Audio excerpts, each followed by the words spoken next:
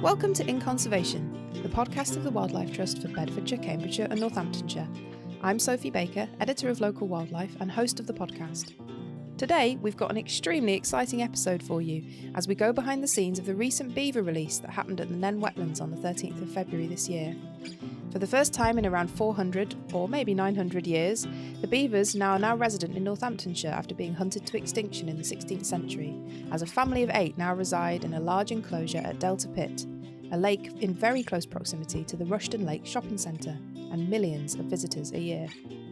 As you'll hear, a lot of people are very excited about this project, and I spoke to Matt Johnson and many others who were there to witness the release on the day, as well as tagging along into the beaver enclosure for the release itself. A few weeks later, I also caught up with Ben Casey and Pete Bray to see how the beavers have been doing and to discuss the announcement on the 28th of February that the government are now set to licence wild beaver releases in England. All in all, I hope this episode gives you some insight into this historic project, the whys and hows of releasing these large mammals, as well as a bit of a feel for just how much work has gone into ensuring it works with the wider community and ecosystem in the Nene Wetlands. And, hopefully, a real sense of the occasion and just how many people are excited about the beavers being back in Northamptonshire. Let's get to it!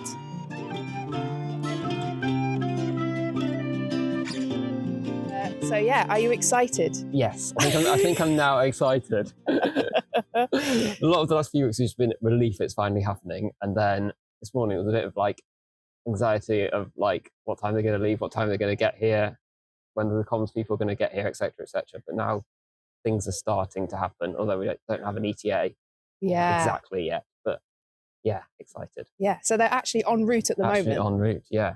They are somewhere. They left Edinburgh 4 hours ago, so wow, should be here in a couple of hours. That's amazing. And so we've got 8 beavers. Yes, we're now up to 8 beavers. Beavers coming to the Nene Wetlands, which is where we are at the moment. So yeah, and we're not standing right next to a lake, but not the lake, but right in the middle of Rushton Lakes, which is why you can hear people walking around as well, which is fantastic because it means they're going to be really close to people as well. Yeah, it is an amazing opportunity because obviously there's lots of beavers in enclosures around the country, but none that share their boundary essentially with House of Fraser and a shopping centre that gets 7 million people who can all literally just walk around the corner and have an opportunity to see them. Yeah. Nene Wetlands is a very unique nature reserve, so it's a very unique place to be putting beavers in such close proximity to people. Yeah, absolutely. And they won't be roaming free, that's right. No, they'll be roaming free within their enclosure, which is 17 hectares, which is a fair size. That's pretty big, actually. It's pretty decent. So it's got a lake, it's got lots of wet woodlands, it's got a glade. We've built them a temporary lodge, which they probably won't use because they'll prefer to build their own, but they've got somewhere for tonight if they want it. So, yeah. You've built them a lodge? Yeah. Have you actually gone out and how did you do that?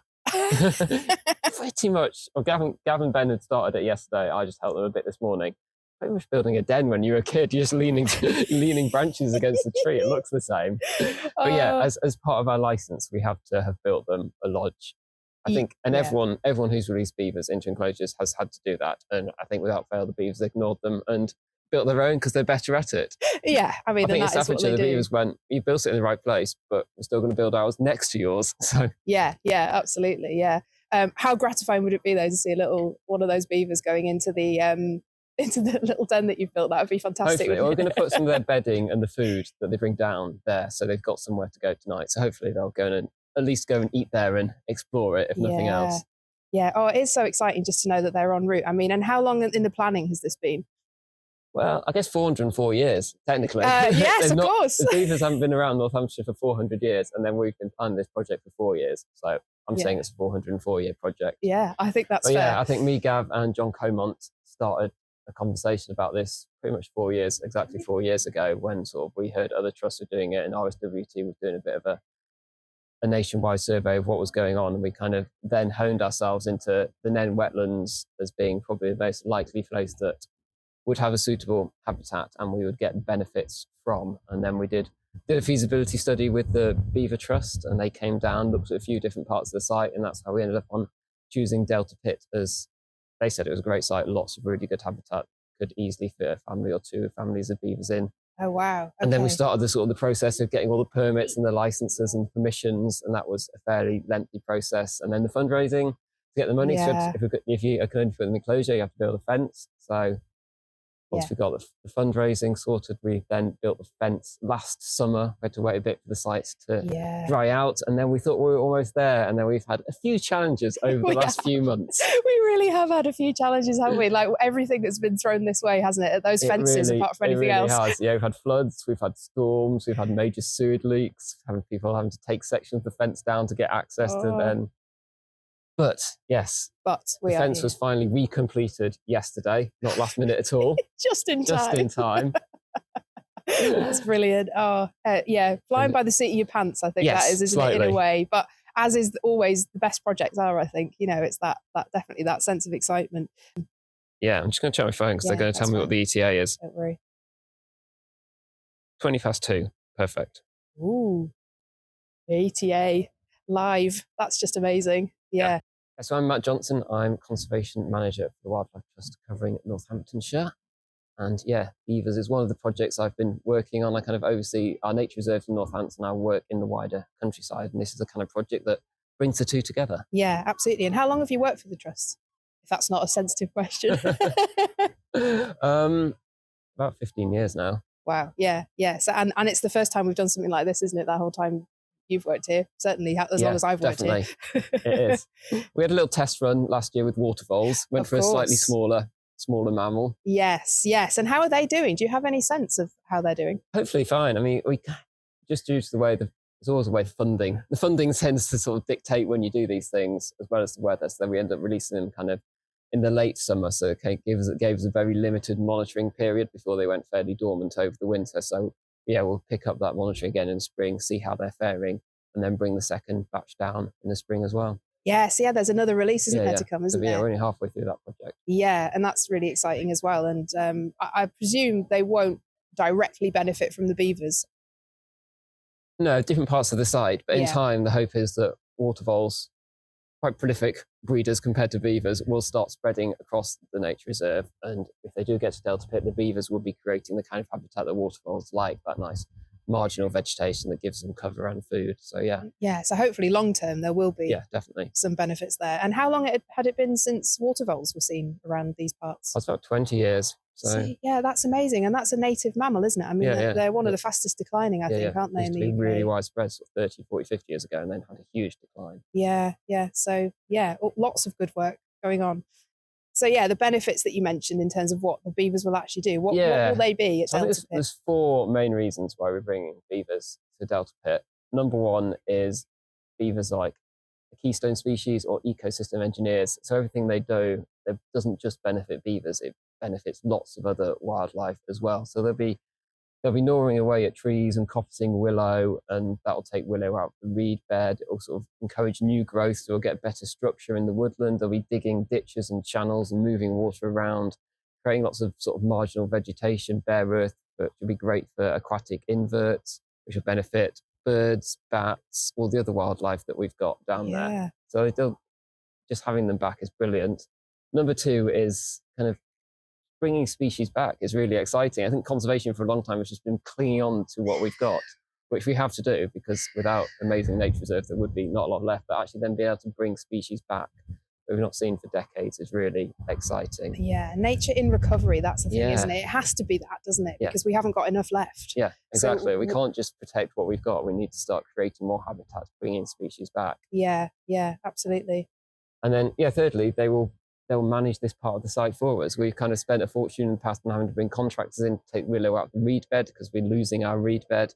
And just sort of, we've got a wet woodland there that's of a certain age because it all started growing when the gravel extraction stops. It's all the same age and it's got no structure to it. So they'll start bringing in that structure, open up some glaze, more light, more different kinds of vegetation in there. Yeah. And essentially managing a site that's really tricky to manage because it's wet a lot of the year. It's got restrictions on what work you can do when birds are breeding. Yes. But beavers, sort of low intensity, managing it for us for the odd carrot and parsnip. I was going to say for free, but very much almost for free if you just count how much we spent on the fence, but it'll pay itself back in time. Absolutely. And then fourthly, what we just mentioned, it's an amazing engagement opportunity. Like we can see the beaver enclosure from here and we're standing next to the visitor centre. Yeah. So it's literally a stone's throw from Next and Wagamama's and all these places that people come all the time, that they can just literally walk around the corner and there's an opportunity to see beavers, and it's a great chance to engage people who don't normally engage in wildlife. Yeah, absolutely. And it's just so exciting. And like you say, 400 years, I mean, I think there's a real sense of history and of like a moment, isn't there? You know, bringing definitely. a species like that back that hasn't been around for that long. And first hopefully, time in Northamptonshire, first time in BCN reserves, first time on Crown Estate land, because we managed this reserve for them. So yeah, it's kind of a lot of firsts. It's a lot of firsts, isn't it? It really is, yeah. And of course, we're in the Nene Valley, which is an SPA, isn't it? A special protection area. That's right, isn't it? So it's a fantastic area and will benefit, like you say, so many different species. It really is amazing. Of course, we have had to do building that fence. There's been a lot of work that's had to go on, hasn't there? And I think there's been some, understandable people walking around. It can look quite destructive because we've been destroying things, haven't we? Yeah, there was a lot of change. I mean, in essence, there was a little fence there, and now there's a bigger fence. But to get that bigger fence up, we did have to take quite a few trees down. They were trees we were going to have to take down anyway because, again, they're willows of a certain age. At some point, they're just going to topple over because that's what willows do. And they're right next to the footpath, and we kept having to close the footpath for health and safety reasons. So it looked like a lot of work all at once, but actually, longer term, the benefits the beavers will bring to the rest of that site, the benefits not having the trees falling on the path will have to be able to keep it open and letting people enjoy the nature reserve 365 days of the year. Hopefully, and it's greened up now and it's starting to look great. I think people will start to see the benefits and start to see how a sort of more open, less enclosed footpath doesn't get so muddy and boggy and the like as well. So yeah. Absolutely, yeah. And winter work, which is when we do that destructive stuff, isn't it, generally speaking, because things are dormant. It just looks awful. It does. Whenever you do it, in the winter, it just does. It gets muddy. Things look very bare. Everything looks very spiky. But as soon as spring comes... there's a lot of kind of explaining what we're doing. And whoever did the PR for trees over the last decade or two did a brilliant job. Because any time you touch on a tree, people just don't understand why you're doing it. But actually, that's what always used to happen. Trees got knocked down by large animals or chopped down for firewood, and then new trees grew in their place. And it's that variety that our wildlife depends on. Yes, and we do love trees. We do. We want trees. We want trees. But we want the right trees. We don't want all the same trees of the same age. We want We want that variety. Yeah, absolutely. One thing I wanted to ask you, because I think a lot of people are concerned when you sort of talk about reintroducing species, about like any negative impacts that beavers might have. I've seen, I mean, I know the answer to this, but I've seen people saying, they're going to eat all the fish stock, they're going to destroy habitat, they're going to, knock trees down, like we're saying, can you foresee any negative things or have we mitigated for any of that? I think should be fairly limited on this site, especially when they're enclosed. Yes. I think when they're sort of wide released and can go anywhere, they can cause localized flooding of, farmers' fields, or they can start burrowing into a flood defense structure or something. Unlikely, but it does happen when they need to move on. So ours will be enclosed, which means we can monitor the benefits and any negative impacts they do have. Sort of the few things we can think of is them kind of, if they do go for any of the trees that are important. So we've got heronry in there and cormorants roosting as well. So we've had to protect some of those trees. Right. Yeah, because herons nest right up in tall trees, don't they? It's quite sort of significant heronry for the Nene Valley. So we had to protect some trees. So we thought that one might be a risk. They eat trees and vegetation. They don't eat fish, so they've gotten the damage to fish stocks. So they're sort of the ultimate vegan ambassadors, aren't they, in a way? I love that.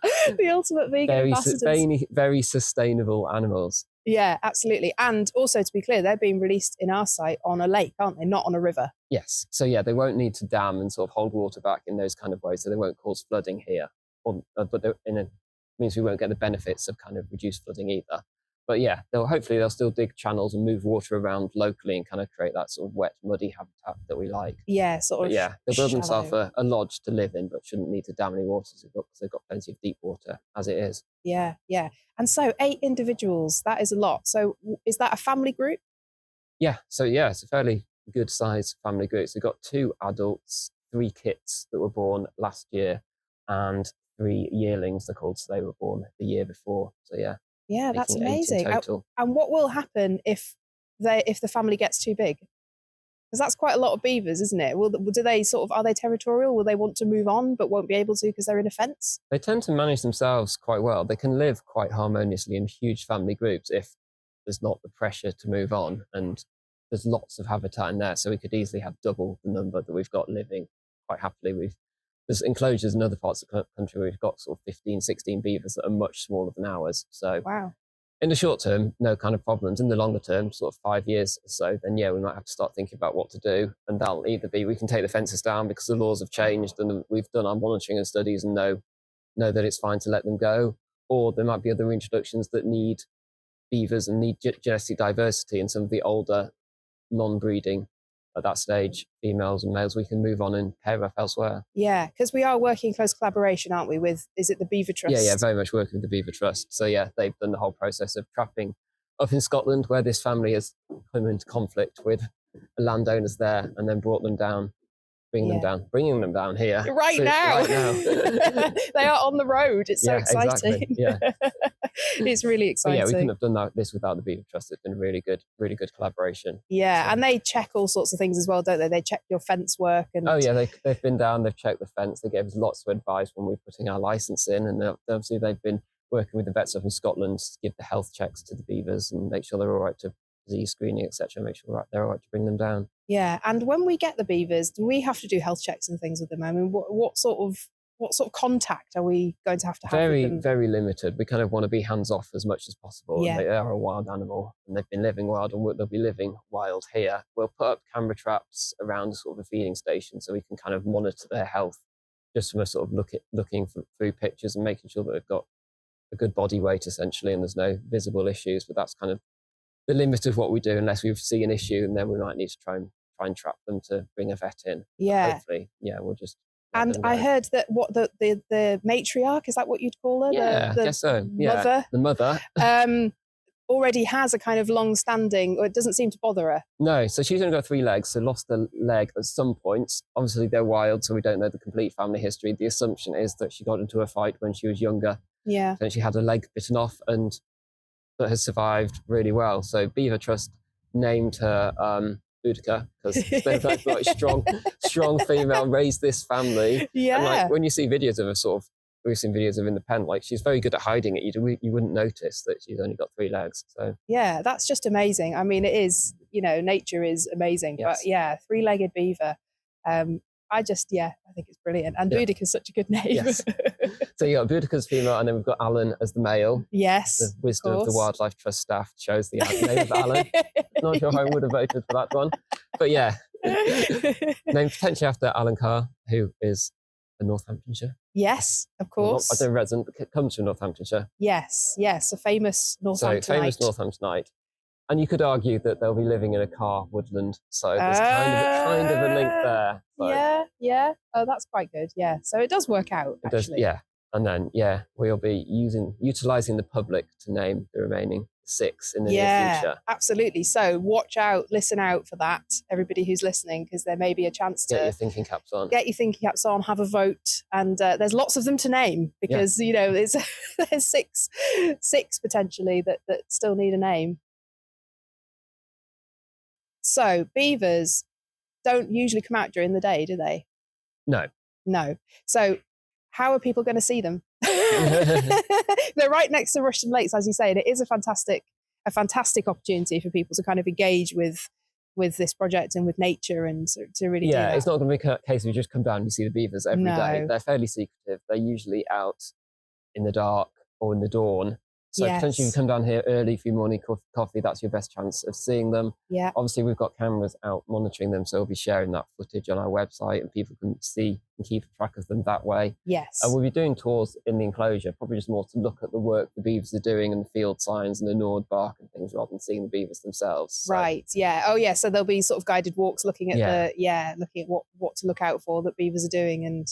Yeah, that's fantastic. There's always a chance. There's always a chance to see a beaver. That's always a chance. That's how wildlife spotting works in this country, isn't it? It really is, yeah. And, in the winter, there's quite a lot of time. Exactly, it's quite a lot of dark, dusk and dawn. Yeah. And the shopping centre is open around those times. So there will be a chance, I suppose. Yeah, and that brilliant word, crepuscular time of day. It's one of my favourite words, that.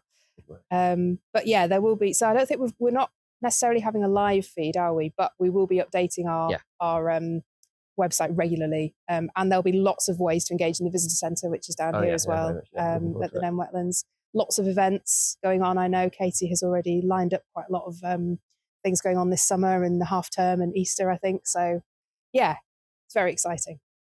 So we're here at the Nene Wetlands Visitor Centre. There's a real buzz going on around the beaver release. They're imminently arriving. People are in and out the doors and walking past, which is all very exciting. And I just wanted to ask, what your name is, what your role is here at the Visitor Centre, and what you think about the beavers.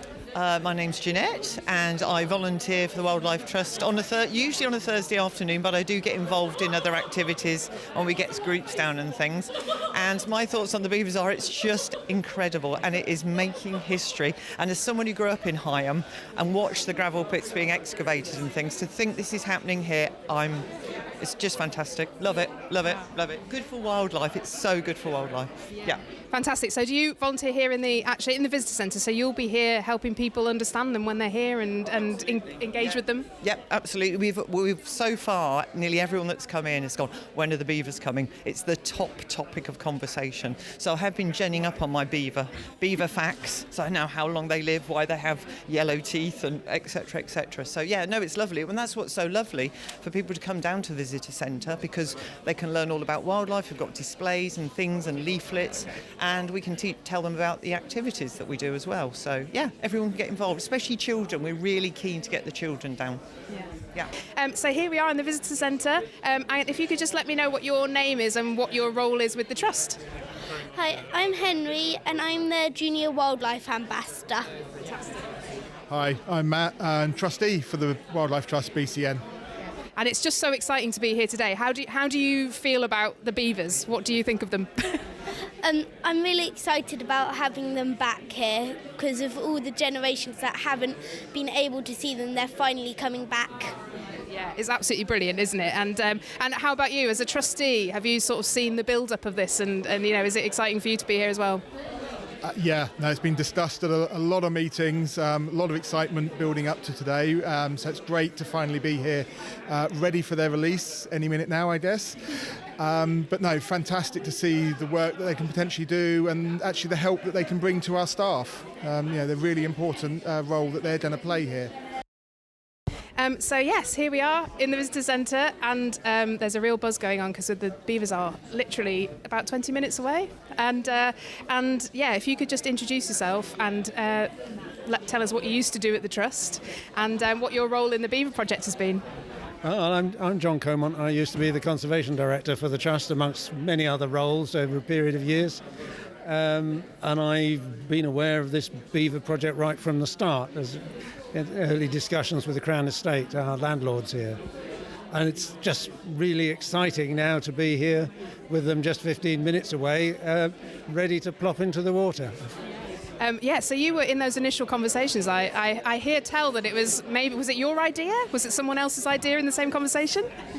You can't really tie these things down to whose idea exactly it was, but certainly I was in the meetings that came up with the idea. Yeah. So it must be amazing. I mean, just to be here. It's amazing for me, and I've only worked for the Trust for about 8 years. But I know it's been a long road. But yeah, did you think something like this would ever happen at the Trust when you first had these discussions? I was confident that something would happen eventually, and it's happened a little bit quicker than one might have hoped. So that's really good. I think Northamptonshire always had the possibility of having something like beavers, and the support for beavers nationwide has been tremendous. And so you'd hope that we would get them in the area of BCN. Fantastic. I am Nicole. I am a Communities and Education Officer based in the Nene Valley, predominantly at Tumley's and then also at the Nene Wetlands. I don't know, it's just been a really long time coming. This project started, I think, shortly before I started back in 2022. It's been a really long conversation and lots of things to try and get the site prepared. Lots of people have been through some really dramatic things, setbacks and all that. So, yeah, we're very excited to just get them in and see what they can do to the land.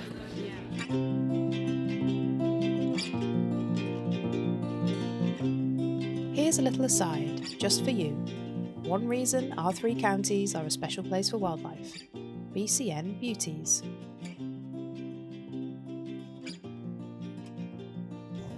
Hi, my name is Henry Stenier, and I'm the Monitoring and Research Officer at the Great Fen. for the Wildlife Trust for Beds, Cams and North Hants. Great crested newts, or GCNs as they're known in the trade, are a rare and beautiful amphibian deserving of our protection.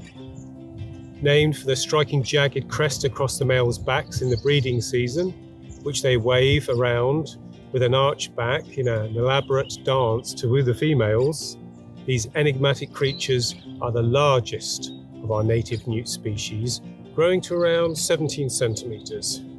Their dark, warty skin makes them resemble miniature dragons.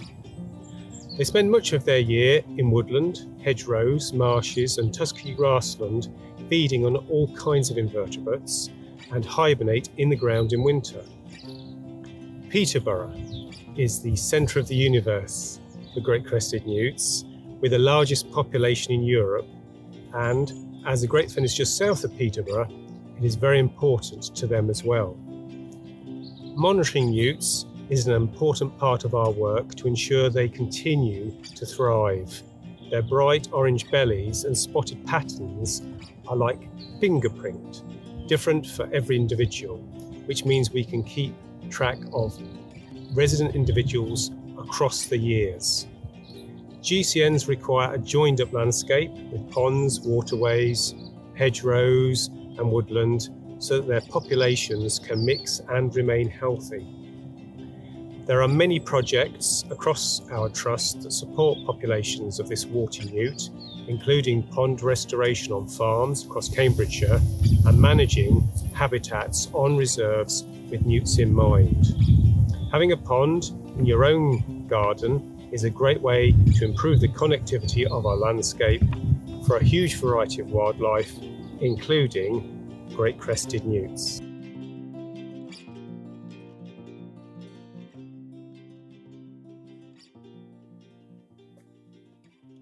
Walking along the fence on this,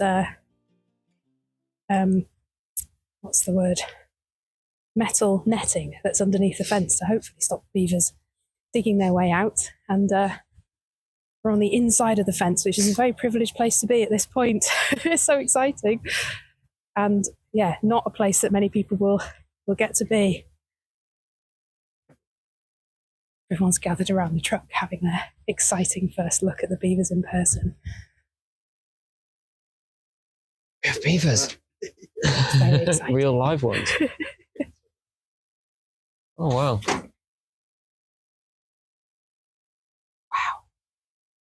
They're right there. Oh my gosh, it's so much bigger than I imagined. Look. Cool. Oh, so exciting.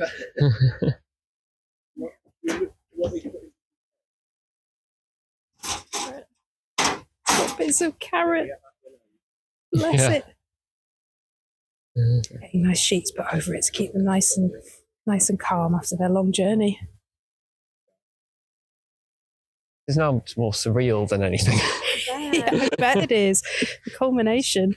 Some blokes turned up with some beavers in the back of their van, just start unloading them, as if it's the most natural thing in the world.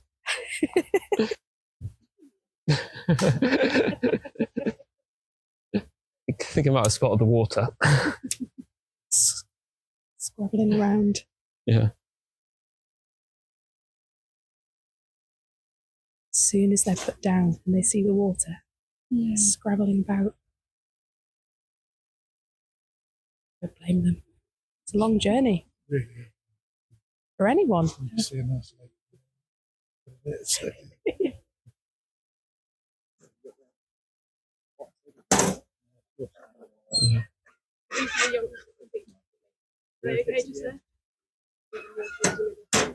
Yeah. No.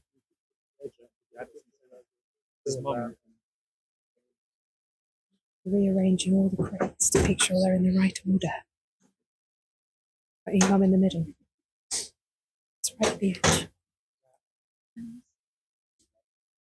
All I can see is a little furry bum. Yeah, you can see a little nose.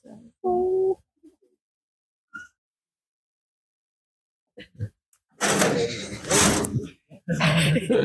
He opened the cage himself. Okay. Are you going?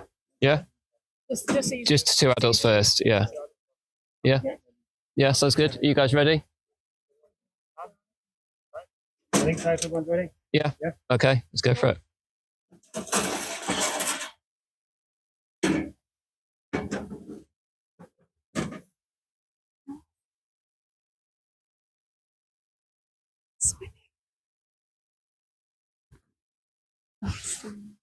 Still got 2 in here.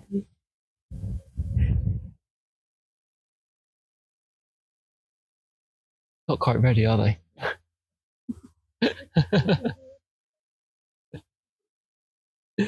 There you go. Yeah. I'm inquisitive.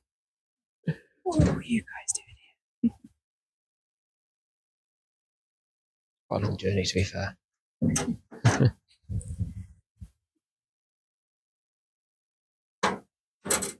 So, beaver herding going on at the moment to discourage them from coming backwards into the water. There we are. Straight in the weed.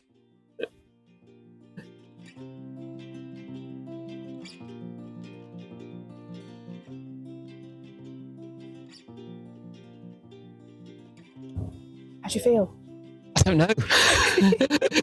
It happened. It's a bit of a weird ending there, which kind of... Yeah, because they didn't all rush out. Yeah, it didn't all rush out, kind of. But it's a long journey for them, I suppose. I know, they're a bit, yeah. they're going to be a bit discombobulated. Definitely. Unsure. And the young they are quite young, aren't you? When you see the size difference. So small compared. The mother, I suppose, the one that went out first, was she? Yeah. Is that the one that went first? And then, straight I didn't in even there. think to look about how many legs she had. You're all too busy releasing beavers. They've done an amazing job of just disappearing into the water.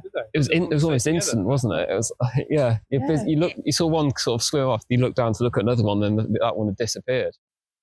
Just goes to show, though, like from a distance, I can see lots of like waterfowl in there. I know. I'm turning really turning every tufted duck into a beaver now. Yeah, look at that one. No. They do just look really similar, don't they, from a distance? Yep, so we're back at the visitor centre. The beavers have just been released. I'm so excited, and so many people were there, and it was very exciting to watch. And if you could just introduce yourself, your job title, and how was it for you? Hi, I'm Pete. I'm the Head of Communities and Education here at the Trust. How was it for me? It was super exciting, wasn't it? I mean, it was amazing. We were just chatting about it, how quickly they disappear in the water for such big things. But it will be great to see what they do with that area now and how they change that habitat. Really looking forward to the next year or so, just see exactly how they change everything. It'll be exciting. Yeah, and also how people engage with it as well. I mean, the team here, we've chatted to some of them already. They have big plans. Yeah, absolutely. We'll have loads of stuff on just to engage the public with it. We've got those cameras over there, so waiting to get some good footage from those so we can really show the public all the sort of exciting stuff they're doing that they might not be able to see from the boardwalk and from the pathway. Yeah, so I'm Matt Jackson. I'm the Conservation Director for the Wildlife Trust. What does the beaver release mean to me? Well, so many different things in so many different ways. Firstly, it's such an historic moment. We reckon about 900 years from the last known record for beavers. They may have been around for some time after that, but it's a hell of a time, and no reason they shouldn't be here, part of the landscape. So just such a historic step forwards, with a different hat on in terms of looking after the nature reserve. That'll take us forwards on that front. These are old gravel pits that are full of scrub that's very boring. What it needs is a lot of variety, and that's exactly what the beavers will do for us. So it'll drive us forwards in that way. There's also the element of excitement. What are they going to do? How are they going to do it? We don't know. We don't know quite how it's going to work because they're different on every site. So that's going to be fascinating. And then we're in a beautiful position with the location. It's so handy and so accessible to be able to monitor what they're doing and look at the impact on the nature reserve, on the insects that are there. It's just such a wonderful opportunity. So really, really exciting day. And were you actually there? You were there. Did you catch a sight of them? Yeah. No, we got to see them. Unfortunately, I wasn't right next to the cages when they went, so I'm very jealous of the people that were. But yes, we were very lucky to have a view right across the water to see them coming out. Slightly more timid than I thought they might be, which was interesting. I mean, who can blame them? Long drive down here and blinking cold water as well, I'm sure, when they dip their toes in. But lovely to see them when they actually started setting off out into the water and starting to find their way around their new home. Yeah, so if you could just say your name and what you used to do for the Trust, and just what you think of the release. We've just been there. It's so exciting. So Caroline Fitton, ex-media officer in the comms team with Wildlife Trust BCN. What an extraordinary day, historic moment, teamwork all around, from John Comont, who was Director of Conservation many years ago when I started at the Trust, and the idea was a gleam in his contact lens many years ago, and here we are today, all come to fruition. Past Conservation Director Chris Gerrard, who's now Biodiversity and Climate Manager at Anglian Water, all the people over the years who've been involved, including our current team of conservation people, Gavin and Ben and Matt. It's just a wonderful, wonderful day to see it all happen. Oh, it was so exciting. I can't believe this day's finally come. My name's Katie. I'm the Education and Communities Manager for Northamptonshire. I was at the Beaver release site. I couldn't believe, they were so cute, first of all, but also we got such a good view of them, and it was just incredible. I hope we get to see more of them, and that's not the last we see, but yeah. Yeah, they just disappeared so quickly once they got in the water, didn't they? But you carried one of the crates. I mean, how amazing is that? What was that like? They were so heavy, so heavy. I can feel my muscles burning now. To be able to say I've helped carry them, that's awesome. So that's something I'll always have. So I'm really, really proud. Yeah. It is amazing. And also, obviously, working in the visitor centre here, I guess you've got lots of events and things lined up for people to experience the beavers and to see what they're up to. Yeah, so nothing yet, because I've been a bit reluctant to plan anything just until they're actually here and we know where they're going to be. But yes, definitely, probably this summer, we'll be starting running events all around the beavers, perhaps doing behind-the-scenes tours and beaver safaris and that sort of thing, getting school groups out. So yeah, now they're actually in, I can start thinking about how we're going to tell people about them and how we're going to get them involved. Brilliant, thank you very much. And yeah, if you could say your name and your involvement with the Trust, and how excited are you about it all? Hello, this is Ethan Eremita. I'm part of the Young People's Forum for Wildlife Trust, BCN. And today is so exciting. It feels like we've talked about this day for however long, and now it's finally here. It feels a little bit surreal, especially if you think the environment has been waiting for this for 900 years. So it's absolutely amazing. Yeah. And I suppose you were there, did you actually catch a sight of them? I was on the other side of the lake. I didn't have the foresight to bring my binoculars. I left them at home. I sat in the car, I was thinking, I've forgotten something. But no, so I borrowed some and I got a look. And for me, it's more the knowledge that they're there than seeing them. Just knowing that they're there, making a difference, rewilding. It's just amazing, yeah. That's amazing. And so do you know your stuff about beavers then? Have you done any research on them? Or are you just excited just because they are... I mean, that is very exciting. Yeah. I mean, yeah. Well, I would say that I think a lot of us here at the Trust are very appreciative of the importance of beavers and their role as keystone species. So the impacts that they're going to have here are incredible in terms of improving biodiversity, carbon sequestration. So as keystone species, they are really going to hold this ecosystem together. And so obviously we're aware of that, but also it's a historic day. We are so excited, and you can feel it in the room here. It's just incredible. I feel like I'm finishing every sentence with incredible at the moment in this whole thing. That's brilliant. Yeah, wonderful. Thank you so much.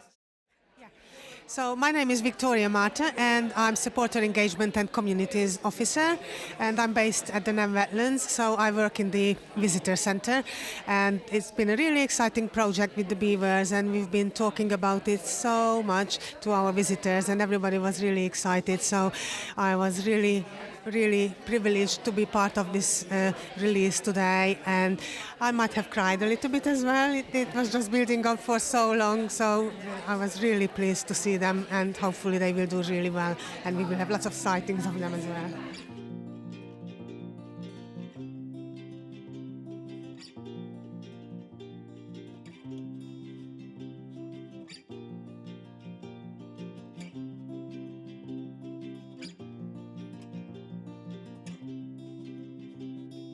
Fantastic. So we're here back in the beaver enclosure, probably nearly a month now since the beavers were released. And I'm here with my colleagues who have been working very hard on the whole thing, who we didn't catch up with on the day because they were so busy. So if you could just introduce yourselves, your name and your job title and what you do for the Trust, that would be great, first of all. I'm Pete Bray, and I'm the Senior Ranger for the Nene Wetlands. So I look after the nature reserve as a whole and the team here. So yeah, the kind of wider stuff really, the trees and the paths and the livestock, getting involved with that sort of side of things. So, yeah. My name's Ben Casey. I'm the Nene Valley Projects Officer, and I'm sort of kind of in the middle of a bunch of different things really. Mainly, the grant-funded project work that we do. So obviously, the beaver reintroduction, but I've been working on the water well reintroduction and lots of capital work projects that we've been doing over the past couple of years. Lots of diggers and chainsaws and all sorts of different bits and pieces. Yeah, sounds great. Hopefully some of which you'll have to do a bit less of now the beavers are here, I guess. Yeah, we're doing it for us. Yeah, at least around this area. So yeah, I didn't get to catch up with you on the day. So what I'd like to know is, how was it for you on the day? Mad. Yeah, pretty mad.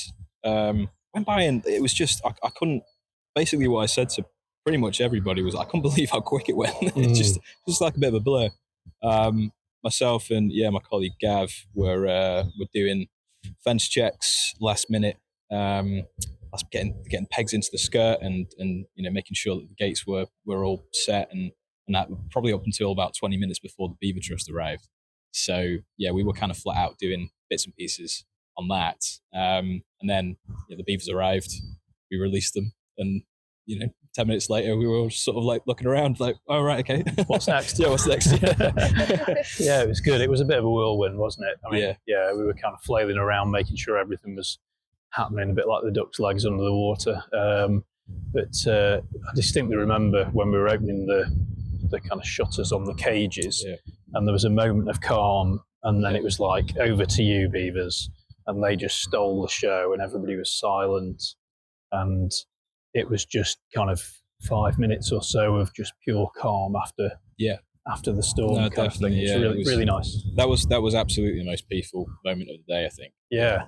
Just watching. Peaceful moment of the year, I think. It's like, I can't think of another time when I've been at work and it's been that kind of relaxing, weirdly. No, absolutely, yeah. It was, that whole part of bringing them down, watching them get settled, just going straight into the water and going about the business. Yeah, they all went in different directions. Again, after the last kit managed to find the water, it was just next step was trying to find out where they were. Yeah.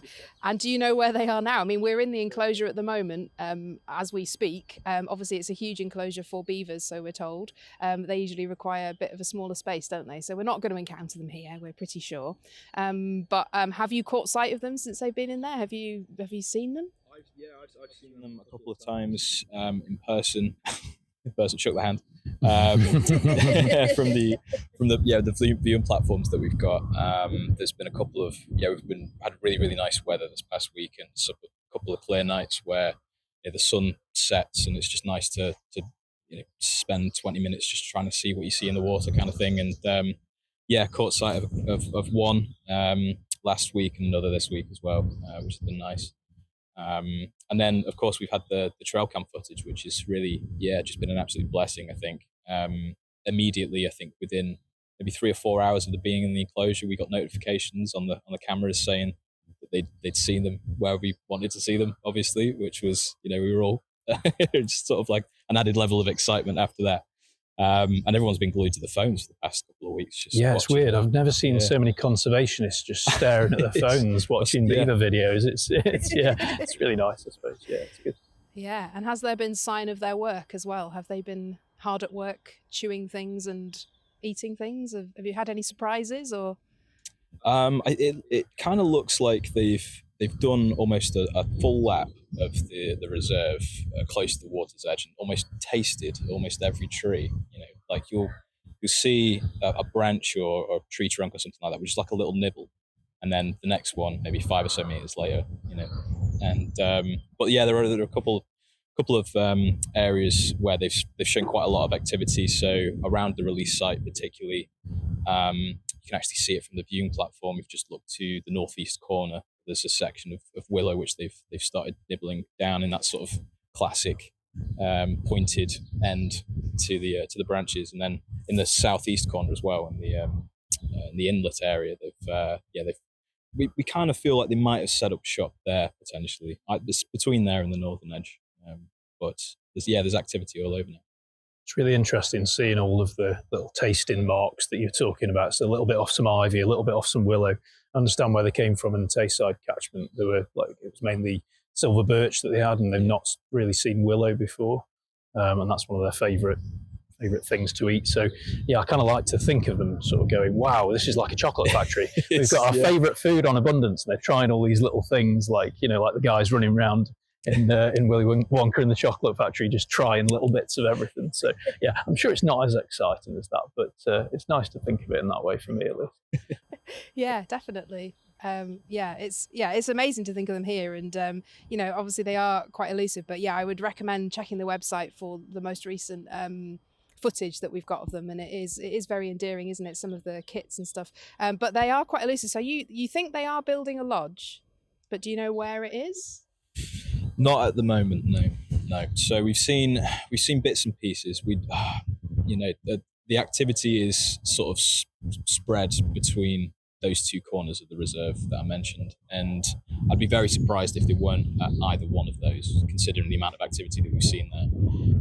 There's a couple of areas, obviously, one of the reasons why Beavers are going to be fantastic at managing the site for us is because quite a lot of the site is inaccessible to people. So there are a couple of areas which we haven't been able to get to, which we think we've seen signs, but it'd take finding out the route and waders and all the rest of it to properly track it down. But I think over the next couple of weeks, we'll have a better idea of where they're headed and where they're setting up shop, and hopefully as well be using thermal cameras to aid in that too. So hopefully just a matter of time. Yeah, that's really good. And because of course we've talked about this before on this episode as well, but there's no river here for them to dam off. So they're not building a dam, but that doesn't mean they're not building a lodge, right? That's what they do, isn't it? Yeah, that's their home.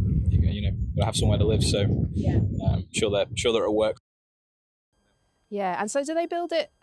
This lodge, do they build it kind of like fully in the water and kind of raised up, or is it sort of reaching into the water from the edge? Does it have underwater access, I presume? And yeah, what does a lodge typically sort of look like? That's it. I mean, for all intents and purposes, from the surface, it would essentially look to us like just a big pile of sticks. In comparison to the North American beavers, where their lodges are really quite pronounced, they're really quite sizable. The Eurasian beavers, they're a little smaller and kind of blend quite nicely into the scenery, or can do. I have seen huge lodges that they can build, but yeah, more often than not, they're generally relatively small.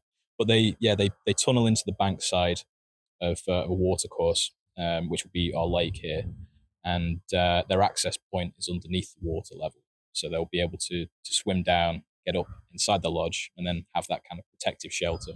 And the idea being that if any predators or anything spooks them around where they're inside the lodge, they've got quick, easy access back out to the water where they feel safe. Yeah, and I guess the underwater entrance stops a lot of other creatures getting in as well. Absolutely, yeah, works both ways. Yeah, amazing. I mean, it's just so exciting. Did you have to do a lot of beaver research before this happened, or did you come to the job with beaver knowledge? It's kind of, it's a little bit of knowledge. I think we've all got a relative appreciation of how important they are as a species, and I think it'd be a rarity to ask a conservationist or someone in this field, and then have absolutely no idea about beavers in the first place, because they're so important to the ecosystem. But I mean, for me personally, I came into this job just after I finished my masters, and there was actually a project that I did on natural flood management which revolved around beavers. And I had no knowledge that the reintroduction was going to be part of this job, but that definitely helped in terms of my background knowledge from that, which was serendipitous, I suppose. But I think we've all, just sort of, as the project continues, just sort of learn from each other, really. That's definitely the same for me. I mean, I never really thought much about beavers before coming to Nene Wetlands. But so I did a marine ecology degree. So looking at general principles as to kind of how the oceans and coasts and so on work. So things like structural diversity. So looking at really short grassland here in this glade that we're stood in, up to the kind of taller grassland around the edge, to the bushy stuff that's a bit taller, up to the taller trees. That's really nice for wildlife because there's lots of different kind of niches there for lots of different wildflowers, invertebrates, birds, bats, all sorts of things. And so I guess I came here with that kind of theoretical knowledge, but the beavers are doing the practical stuff. So they're giving us that structural diversity. So that's really nice. So yeah, for me, beavers, I was kind of aware of them, but I didn't really know much about them. But yeah, they're filling in lots of gaps where we were going, right, we want to do this stuff, and all that knowledge that we'd gone, okay, well, we want to make this happen. They're able to do that for us. So yeah, that's a really nice thing to see. Yeah, that's brilliant. And yeah, I think it would be remiss, seeing as we're speaking now, obviously it's almost a month since the release, but in that time, it's actually been announced that wild releases are going to be licensed now as well, which, I mean, when I was speaking to people before on the day, so many people were excited about that possibility kind of being somewhere in the future with a kind of theoretical idea that, this might be a nice area that we could explore the possibility. How does it make you feel now that it could be on the cards? I mean, it's amazing, isn't it, really? It is fantastic. Yeah, I mean, this is something that anyone who's been in and around working with beavers, wanting to do a reintroduction at some point, from anywhere, from any conservation charity across the country, this is an absolute win. It's huge news, and I think it's fantastic that it's coincided with the enclosure, really, because I mean, it just builds that enthusiasm and keeps that momentum going. Really, we've had so much positivity from the general public regards to our enclosure, and that just again hopefully will feed into the knowledge of the wild releases too. And we've had lots of questions about, are you going to now tear the fence down? I think Ben would probably have kittens if we tore the fence down because he's worked so hard to put the fence in.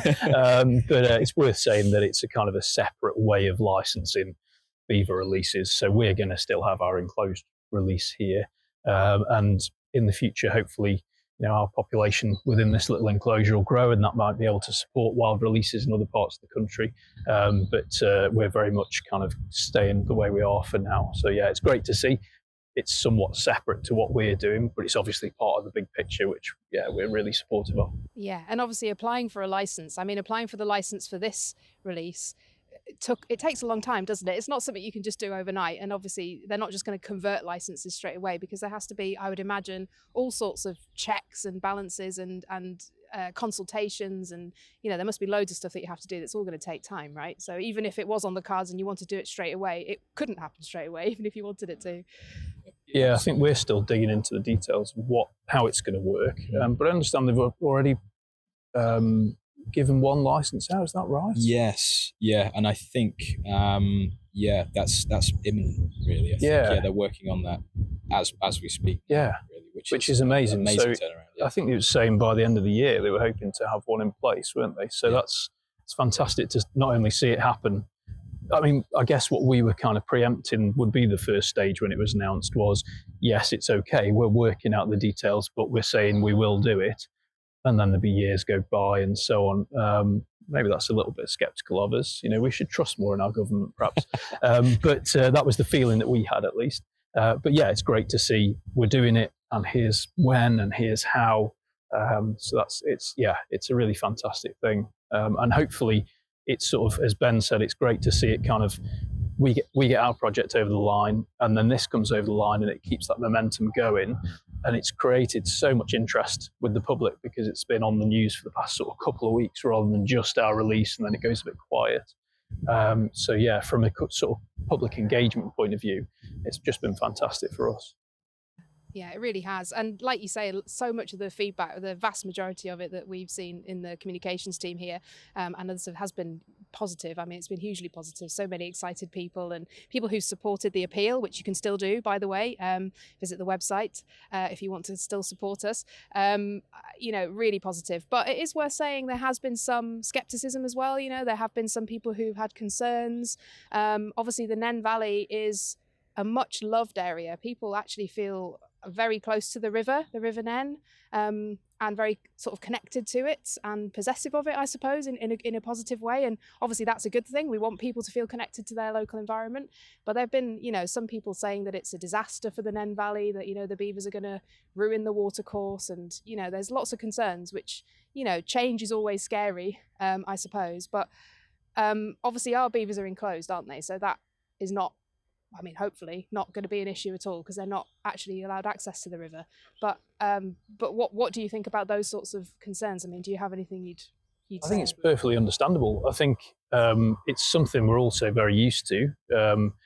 Change is the word there, and we've seen a lot of change here at Nene Wetlands over the past, particularly over the last sort of 3 years, where we've been dealing with things like ash dieback. So we've felled hundreds of trees next to paths that, if we left, would pose a risk to the people that walk here. So there are about 500,000 people a year walk around the Skew Bridge path just next to the shopping centre over here, and there's many thousands of people walk across the reserve as a whole. So we've got to look after those people. Where those trees are away from paths, we can leave them, but we've got to fell the ones near the paths. We've also done lots of work on creating ride-side scallops and coppice coops and things like that. So again, that sort of traditional woodland management that's been lost from our countryside for many years, we're putting back into place here, and also promoting the SPA species that we've got as well. So keeping the open grassland, which again is felling trees. So lots of felling of trees. And now we've got in little furry guys that are going to fell trees as well. So there's even more felling trees. I can kind of understand why people are sceptical of this stuff, but nothing we do is on a whim. Nothing we do isn't without a lot of thought. Nothing we do isn't without decades of research and experience and careful use of resources. And all of it is there to do two things: to make the wildlife in the local area better, and to make it more interesting and more accessible for people to engage with that wildlife. So the change, I can understand why it's scary. And for me, the only thing we can do really is to do the right thing, to do these things, but to explain why and to engage with people on those questions that they have. And hopefully things like this, doing the podcast is a way of doing that. Absolutely, yeah. And I think just going back to the idea of wild releases and how that could potentially pose change in the future. Certainly not in our area over the next few years, at least. Hopefully, sometime in the future. But again, that level of change, of course, is going to be scary to some people. But we have to take into consideration the wider system.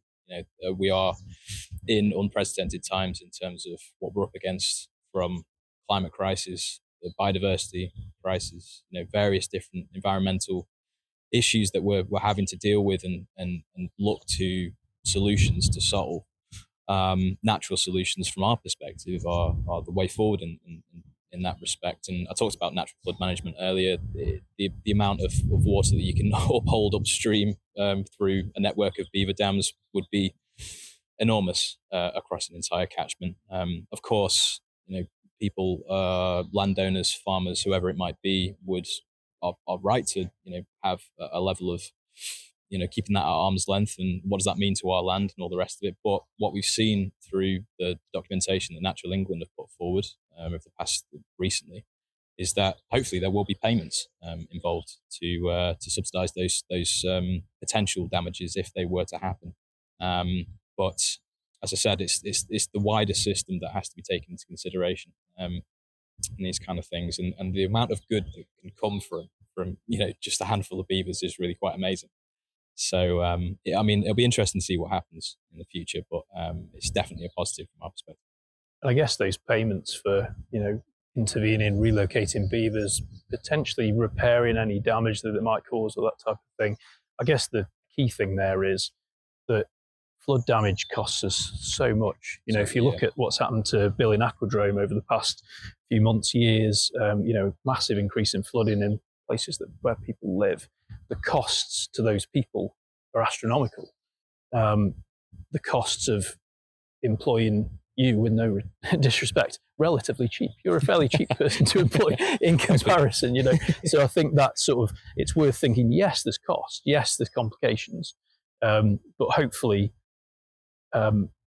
with the right management, with the right sort of intervention and that sort of care that we take to the environment already in what we do and the way we've worked for the past 50 something years, we're able to go out there and make those changes and make it relatively cost effective and see all the massive benefits that we're going to see as well. That's it, yeah. And at the end of the day, it's getting used to a different way of life, and that it comes back again to that aspect of change, really. But beavers have been wild and free living in various other European countries for a long period of time. We can use those examples as a way forward to look to how things might be in the country when wild releases do happen.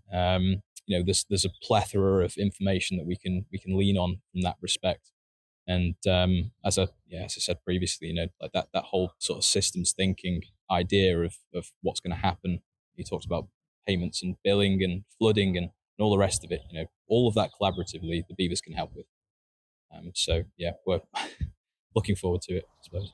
Yeah, it is hugely exciting. That word has been used a lot on this podcast, as you can imagine. Exciting. Everybody was so excited on the day, and obviously the vast majority of the public seem to be very excited about it too, which is brilliant. So yeah, I guess the last thing I want to know is, what are you hoping to see in this enclosure in a year's time? What do you hope the Beavers are going to be doing in a year's time? What do you think they'll have done?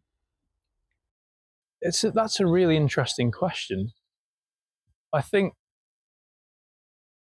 I don't really want to put any kind of idea on that. I just want to see them do what they do, and I think that's sort of the joy of a project like this. You asked, where's the lodge, and we said, Ben said, I don't know. People ask us stuff all the time and we say, I don't know.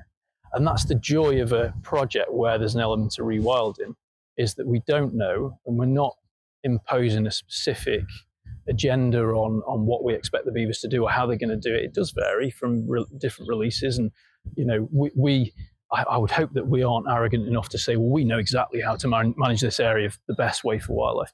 So in a way, it's kind of, we'll see. We don't know, and we have to get. It's really difficult sometimes for conservationists to get comfortable with we don't know, because what we like to do is say, okay, it's spring now, we're going to go out and we're going to repair fences. Okay, it's summer now, we're going to go out and cut grass. Okay, it's winter now, we're going to go and manage trees. But sometimes we have to go, all right, well, let's take our hands off for a bit and see what happens. So for me, I'd just like to see the Beavers do stuff, whatever it is, I'm kind of happy to just see what happens. Yeah, Ben, you want some very prescribed idea of old school conservation, I'm sure.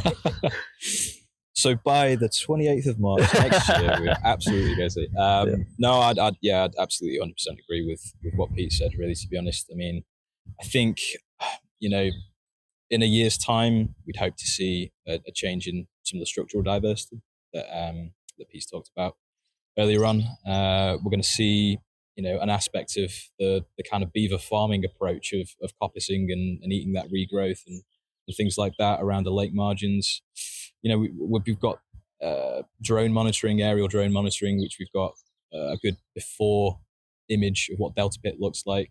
I'm really looking forward to seeing what that image looks like in a year's time, whether reed beds have changed. As I said, whether they've opened up particular areas or created channels in various different places. But all of that is, yet to be seen, and just really looking forward to finding out, I suppose. It's worth saying that we're doing lots of monitoring here. So there's butterfly surveys, bat surveys, there's some structural surveys. So the drone footage that Ben's that Ben was talking about then. There's other stuff like bird surveys that we do. Lots of surveys that happen in this area and have done for quite some time. Aquatic invertebrate surveys as well. All these things should change as beavers change the habitat. Again, we don't know how exactly. Should all benefit them in some way. But it's worth saying we're not just going, we don't know and we don't care. What we're doing is we're saying we don't know, but we're going to look at the before, or we've got the before data, and then we're going to look at the after, and we're going to just see what happens. And hopefully that'll teach us something rather than us kind of saying we want this specific outcome. So yeah, it's just to use that word again, it's really exciting to kind of think what's going to happen and how's it going to happen, and it's kind of a bit of a relief to have a bit of the reserve where I don't have to worry about what we're doing and stuff, because we're about a square mile of nature reserve here. It's a pretty big reserve. Doesn't look it from just standing at Rushton Lakes, but so we look after a lot of the nature reserve, and actually being able to just go, we'll see here is really nice.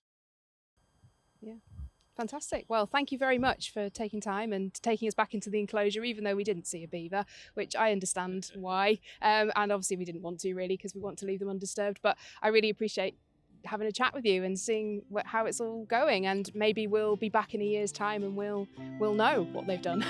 It's great. Yeah, we'll be there. Thank you very much.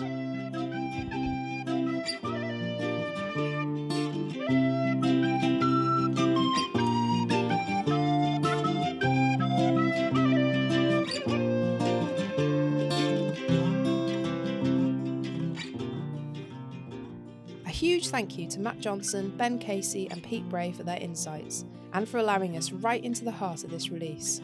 I hope you enjoyed it. And thanks to every single person that took the time to share their excitement and enthusiasm on the day, as well as to my colleagues Amy Gerhard and Holly Wilkinson for their invaluable help with recording. You can catch up with the latest footage of Alan, Boudica and all the family on our website. There are some brilliant clips already. And if you want to support this project, you can still donate to our beaver appeal. Or, why not adopt a beaver for yourself or as a gift? Every penny will go towards our work looking after these brilliant mammals at the Nene Wetlands. Find out more at wildlifebcn.org/podcast. We do plan to hold a competition to name the 6 youngsters in the family. Keep an eye on our social media at wildlifebcn for more information. A big thank you to James Williams and Jared Wentwick for the podcast music. And finally, do listen out for our next In Conservation podcast, the 6th in the series already, and listen back to the previous episodes. We've done some brilliant things, like opening a moth trap at Pitsford Water, a wildlife safari around a car park, much more exciting than it sounds, I promise, and a tour of Strawberry Hill. But for now, cheerio!